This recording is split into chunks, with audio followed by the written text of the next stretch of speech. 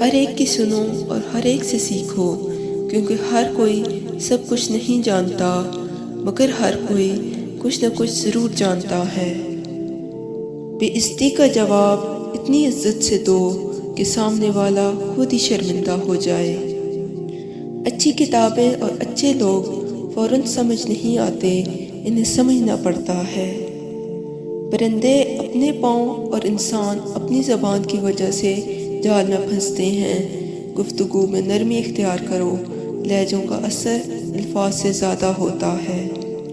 خوش ہونا ہو تو تعریف سن لیا کریں، اور اگر بہتر ہونا ہے تو تنقید سن لیا کریں۔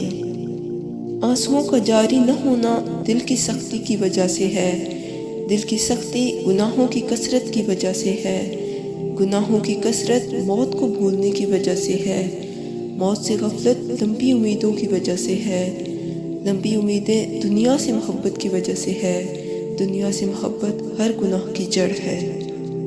زندگی میں خود کو کبھی کسی کا عادی مت بنانا، کیونکہ انسان بہت خود غرض ہے۔ جب آپ کو پسند کرتا ہے تو آپ کی برائی بھول جاتا ہے، اور جب آپ سے نفرت کرتا ہے تو آپ کی اچھائیوں کو بھول جاتا ہے۔